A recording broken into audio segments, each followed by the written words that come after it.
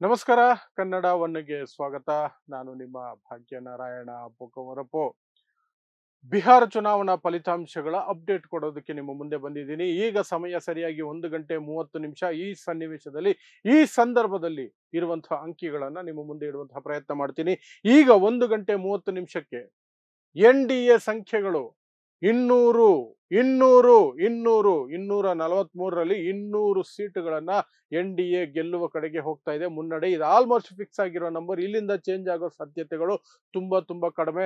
5-10 seat ಆ ಕಡೆ ಈ ಕಡೆ ಹೋಗಬಹುದು. ಆದ್ರೆ ಯಾವ ರೀತಿಯಿಂದ ನೋಡಿದ್ರು ಸಹ ಇನ್ನೂ 10 ಸೀಟ್ ಕಡಿಮೆ ಆದ್ರೂ ಸಹ ಕ್ಲೀನ್ ಸ್ವೀಪ್ ಅಂತಲೇ ಹೇಳಬೇಕಾಗತ್ತೆ. ಅಷ್ಟು ದೊಡ್ಡ ಗೆಲುವು NDAಗೆ. ಬೇರೆ ಬೇರೆ ಕಾರಣಗಳು ಅದು ಆಮೇಲೆ ನೋಡುವ. ಸೊ NDA 200 ಸೀಟುಗಳು, 36 ಮಾತ್ರನೇ ಮಹಾಗಠಬಂಧನ್ ಮುನ್ನಡೆಯನ್ನ ಸಾಧಿಸಿಕೊಂಡು ಹೋಗೋದಕ್ಕೆ ಸಾಧ್ಯ ಆಗ್ತಿದೆ. ಇನ್ನು ಉಳಿದಂತೆ ಒಂದು 6 ಕಡೆ ಅದರ್ಸ್, 2 ಘಟಬಂಧನ್ ಅಥವಾ 2 ಮೈತ್ರಿಯಲ್ಲಿ ಇಲ್ಲದೆ ಇರುವಂತಹವರು ಒಂದು 6 ಜನ ಇದ್ದಾರೆ. ಇನ್ನು ಎಲೆಕ್ಷನ್ ಕಮಿಷನ್ ವೆಬ್ಸೈಟ್ ನೋಡೋದಾದ್ರೆ, ಎಲೆಕ್ಷನ್ ಕಮಿಷನ್ ವೆಬ್ಸೈಟ್ ನಲ್ಲಿ ಪಾರ್ಟಿ ವೈಸ್ ಕೊಡ್ತಿರ್ತಾರೆ, ಅಫಿಷಿಯಲ್ ನಂಬರ್ಸ್ ಇದು. ಅಲ್ಲಿಯೂ ಸಹ ನೋಡಿದ್ರೆ ಬಿಜೆಪಿ 91 ಸೀಟುಗಳಲ್ಲಿ ಮುನ್ನಡೆಯನ್ನ ಕಾಯ್ದುಕೊಂಡಿದೆ. 91. JDU 81 ಸ್ಥಾನಗಳನ್ನು ಪಡ್ಕೊಳ್ತಾ ಇದೆ. ಮುಂದೆ RJD ಇದೆ, ಕೇವಲ 26 ಸ್ಥಾನಗಳಿಗೆ ಅದು ಸೀಮಿತ ಆಗ್ತಾ ಇದೆ.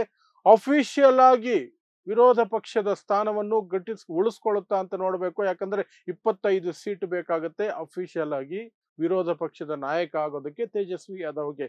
ಅದು ಸಹ ಕಷ್ಟ ಆಗ್ತಿದೆಯಾ ಅನ್ನುವಂತಹ ಅನುಮಾನ ಬರ್ತಿದೆ. ಇನ್ನು LJP, ಚಿರಾಗ್ ಪಾಸ್ವಾನ್ ಅವರು LJP ಸ್ಪರ್ಧೆ ಮಾಡಿದ್ದೆ 29, ಅದರಲ್ಲಿ 1 ನಾಮಪತ್ರ ತಿರಸ್ಕೃತ.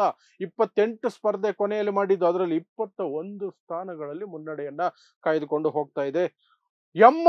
MIM ಬರ್ತಾ ಇದೆ ಮುಂದೆ.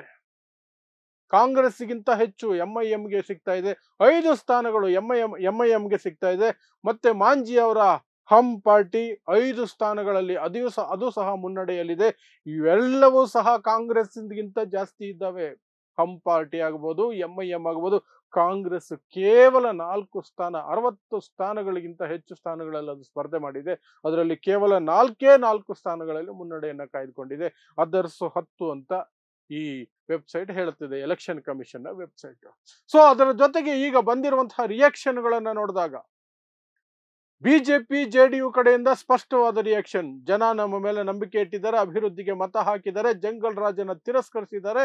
ಅವರಿಗೆ ಜಂಗಲ್ ರಾಜ್ ಮತ್ತೆ ಬರೋದು ಬೇಕಾಗಿಲ್ಲ. ಹಾಗಾಗಿ ಮೋದಿ ಅವರ ಮೇಲೆ ನಂಬಿಕೆ ಇಟ್ಟು, ನಿತೀಶ್ ಕುಮಾರ್ ಅವರ ಆಡಳಿತದ ಮೇಲೆ ನಂಬಿಕೆ ಇಟ್ಟು ಮತ್ತೆ ಅವರು ಮತವನ್ನ ಮಾಡಿದ್ದಾರೆ ಅಂತ. ಆದರೆ ಬಿಜೆಪಿ ನಿತೀಶ್ ಕುಮಾರ್ರನ್ನೇ ಮುಖ್ಯಮಂತ್ರಿಯಾಗಿ ಮುಂದುವರಿಸುತ್ತಾ ಅನ್ನೋದ್ರ ಬಗ್ಗೆ ಮಾತ್ರ ಈಗಲೂ ಸಹ ಸ್ಪಷ್ಟತೆಯನ್ನು ಕೊಡ್ತಾ ಇಲ್ಲ. ಅವ್ರ ಲೆಕ್ಕಾಚಾರ ಬೇರೆನೇ ಇರುತ್ತೆ. ಬಿಜೆಪಿ 100ವರೆಗೆ ಬಂದುಬಿಟ್ರೆ, LJPಯನ್ನು ಸೇರಿಸ್ಕೊಂಡೆ ಸರ್ಕಾರ ರಚನೆ ಮಾಡೋಕೆ ಸಾಧ್ಯ ಆಗ್ಬಿಟ್ರೆ ನಿತೀಶ್ ಕುಮಾರ್ರನ್ನ ಪಕ್ಕಕ್ಕೆ ತಳ್ಳುವಂತಹ ಎಲ್ಲ ಸಾಧ್ಯತೆಗಳಿದೆ. ಅದೆಲ್ಲ ಬೇರೆ ಲೆಕ್ಕಾಚಾರ, ಅದು ರಾತ್ರಿಯಿಂದ ಶುರುವಾಗುತ್ತೆ. ಇನ್ನು ಈ ಕಡೆ ಜನ್ ಸುರಾಜ್ ಪಕ್ಷದ ಪ್ರಶಾಂತ್ ಕಿಶೋರ್ ಈಗ ಉತ್ತರ ಕೊಡಬೇಕಾಗತ್ತೆ ಇಡೀ ದೇಶಕ್ಕೆ. ಯಾಕಂದ್ರೆ ಆ ವ್ಯಕ್ತಿ ಮಾತಾಡಿದಂತಹ ರೀತಿ, ಮಾತುಗಳು ತುಂಬಾ ಕೆಟ್ಟದಾಗಿ ಇತ್ತು. JDU ಪಕ್ಷ 25ಕ್ಕಿಂತ ಹೆಚ್ಚು ಸ್ಥಾನ ಬಂದ್ರೆ ನಾನು ರಾಜಕೀಯ ನಿವೃತ್ತಿ ಪಡ್ಕೊಳ್ತೀನಿ ಅಂತ ಚಾಲೆಂಜ್ ಮಾಡಿದ್ರು. ಈಗ ಆ ಚಾಲೆಂಜ್ ಏನ್ ಮಾಡ್ತಾರೋ ಗೊತ್ತಿಲ್ಲ. ಎಲ್ಲ ರಾಜಕಾರಣಿಗಳ ಹಾಗೆ ಮಾತಾಡಿದ್ದು ಮಾತು ಇದು ಬೇರೆ ಅದು ಬೇರೆ ಅಂತ ಕತೆ ಹೊಡಿತಾರೋ ಏನೋ ಗೊತ್ತಿಲ್ಲ. ಈ ಡೈಲಾಗ್ ಅಂತೂ ಹೊಡೆದಿದ್ರು, ರಾಜಕೀಯ ನಿವೃತ್ತಿ 25ಕ್ಕಿಂತ ಹೆಚ್ಚು JDUಗೆ ಬರಲ್ಲ ಅಂತ. ಅದಿದೆ. ಬಟ್ ಜನ್ಸುರಾಜ್ ಪಕ್ಷದ ಇತರೆ ನಾಯಕರು ಮಾತಾಡಿದ್ದಾರೆ.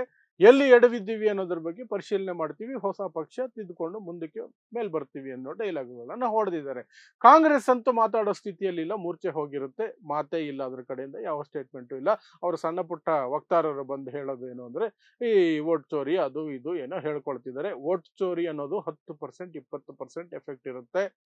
ಈ ಮಟ್ಟಕ್ಕೆ ಎಫೆಕ್ಟ್ ಇರೋದಿಲ್ಲ. ಅದು ಕಾಂಗ್ರೆಸ್ ಅರ್ಥ ಮಾಡಿಕೊಳ್ಬೇಕು. ತಮ್ಮ ಶಕ್ತಿ ಅಷ್ಟೇ, ಅವರ ಯೋಗ್ಯತೆ ಅಷ್ಟೇ ಅನ್ನೋದನ್ನ ಅದು ಅರ್ಥ ಮಾಡ್ಕೊಳ್ಬೇಕು. MIM ಅಷ್ಟು ಸೀಟುಗಳನ್ನು ಗೆಲ್ಲೋಕೆ ಸಾಧ್ಯ ಆಗಿಲ್ಲ ಅಂದ್ರೆ ಸ್ಪರ್ಧೆನೆ ಮಾಡಬಾರ್ದಾಗಿತ್ತು. RJDಗೆ ಪೂರ್ತಿಯಾಗಿ ಬೆಂಬಲ ಕೊಡಬೇಕಾಗಿತ್ತು. ನಾನ್ ಸೆನ್ಸ್ ತರ ಕಾಂಗ್ರೆಸ್ ಬಿಹೇವ್ ಮಾಡ್ತು, ಅನುಭವಿಸ್ತಾ ಇದೆ.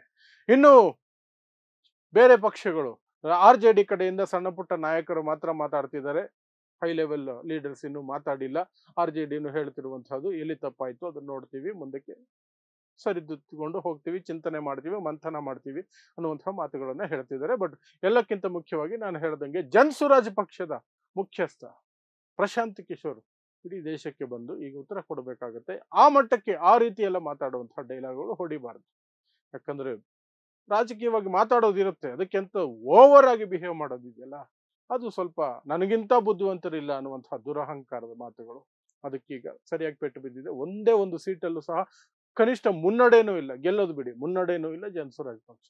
ಸುಮ್ಮನೆ ಇದ್ದಾರೆ ಅಂದ್ರೆ ಇದ್ದಾರೆ ಅಷ್ಟೇನೆ, ಆ ಮಟ್ಟಕ್ಕೆ ಅವರ ಸ್ಥಿತಿ ಆಗಿದೆ. ಸೊ ಇದಿಷ್ಟು 1 ಗಂಟೆ 30 ನಿಮಿಷಕ್ಕೆ ಮತ್ತೊಮ್ಮೆ ನಂಬರ್ಗಳನ್ನ ನಿಮ್ಮ ಮುಂದೆ ಇಟ್ಬಿಡ್ತೀನಿ. 1 ಗಂಟೆ 30 ನಿಮಿಷ ಮಧ್ಯಾಹ್ನ 201 NDA, 36 ಮಹಾಗಠಬಂಧನ್, ಇತರರು 6. ಇದಿಷ್ಟು ಅಪ್ಡೇಟ್. ಮತ್ತೆ ಇನ್ನೊಂದು ಗಂಟೆ 1.5 ಗಂಟೆ ನಂತರ ನಿಮ್ಮ ಮುಂದೆ ಬಂದು ಒಂದಷ್ಟು ಅಪ್ಡೇಟು, ಆಗ ರಿಸಲ್ಟ್ಸು ಬರೋದಕ್ಕೆ ಶುರುವಾಗಿರುತ್ತೆ.